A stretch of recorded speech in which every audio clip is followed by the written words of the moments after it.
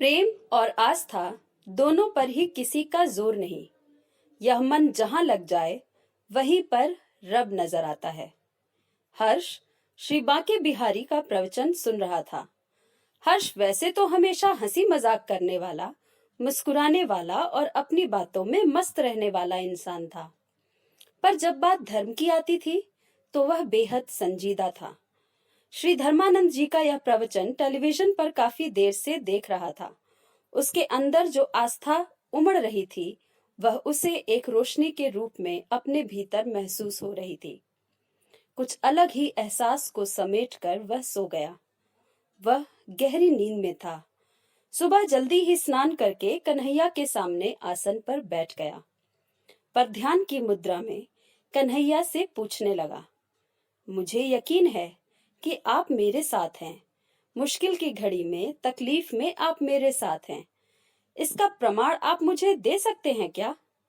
मैं कैसे मान लूं कि आपका हाथ मेरे सिर पर है, आप हर कदम मेरे साथ हैं। इस इच्छा को मन में लेकर वह बाहर घूमने गया। उसके मन में ओम श्री भगवते वासुदेव नमः का जाप चल रहा था। फिर उसने जो जमीन पर देखा तो वह आश्चर्यचकित कर देने वाला था। रेत पर सिर्फ अपने कदमों के निशान ही नहीं, बल्कि उसे दो और कदमों के निशान दिखे। वह हैरान था कि दो कदम के निशान तो मेरे हैं, परंतु यह दूसरे किसके हैं? सोचते ही उसे यह आभास हुआ कि यह और कोई नहीं, कन्हैया है, जो उसके साथ में होने का प्रमाण दे रहे हैं। जितने कदम हर्ष आगे बढ़ाता, उतने कन्हैया के कदम बढ़ जाते। हर्ष भाव विभोर हो उठा और अब तो उसे किसी बात की चिंता न थी। वह यह समझ चुका था कि संपूर्ण जगत को चलाने वाला वह चक्रधारी, पीतांबर, नीले वर्ण वाला कन्हैया उसके साथ है। खुशी खुशी घर लौटकर अपने काम में व्यस्त हो गया। समय बीतता गया। अचानक उसे व्यापार में बहुत बड़ा घाटा हुआ और धीरे धीरे दोस्तों और रिश्तेदारों का साथ छूट गया। पर अभी भी उसके हौसले की ताकत कम ना हुई थी।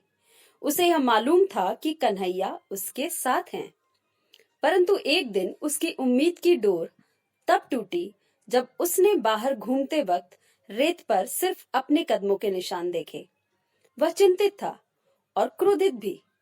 क्या इंसान की तरह ईश्वर भी बदलते हैं, तकलीफ में साथ छोड़ देते हैं? उसे भान हो गया कि इस संकट की घड़ी में मैं अकेला हूं, पर वक्त जरूर बदलता है। और हर्ष का भी वक्त बदला।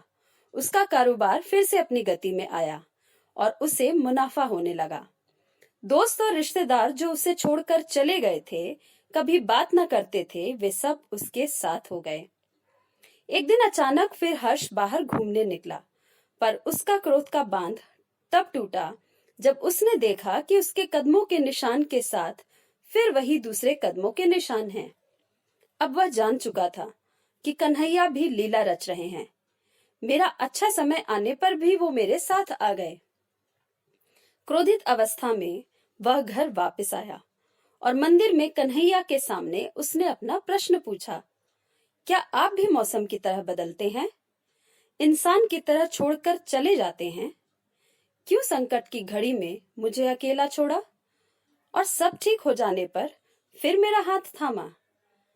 इतने पर एक मधुर आवाज आई, मैं तो कहीं गया ही नहीं, मैं हमेशा तुम्हारे साथ ही था। झूठ बोलते हो तुम। जब मैं परेशान था, मुझे सिर्फ मेरे ही कदमों के निशान दिखे, तुम्हारे कदमों के निशान कहाँ थे? इस बात पर बड़े ही प्रेम भाव से कन्हैया ने फिर जवाब दिया, वह दो कदम के निशान जो तुम्हें दिखे वो मेरे थे और तुम मेरी गोद में थे, क्योंकि जब भक्त संकट में होता है तो मैं उसे छोड़ता नहीं हूँ, यद्यपि अपनी गोद में ले लेता हूँ। इतना सुनते ही हर्ष भाव विभोर हो उठा। उसे लगा मानो उसे संसार का सारा सुख मिल गया, अन्यथा कुछ बाकी ही नहीं था। उसने कन्हैया के कदम चूमे और उनकी भक्ति में विलीन हो गया। ऐसे शब्द ना थे जिनसे वह अपने एहसास को जता पाता। उसकी आंखों से झरझर आंसू बहे जा रहे थे हाथ पैर ठंडे हो चुके थे। तभी एक तेज रोशनी उसकी आंखों पर पड़ी और हर्ष की नींद खुल गई। हर्ष को यकीन नहीं हो रहा था कि उसने क्या अर्जित किया है।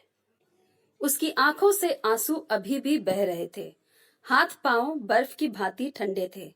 यह मात्र एक स्वप्न नहीं था, बल्कि यह इशारा था कि ईश्वर हर परिस्थिति में भक्तों का हाथ थामे रहते हैं और उनको गोद में लेकर उनकी रक्षा करते हैं।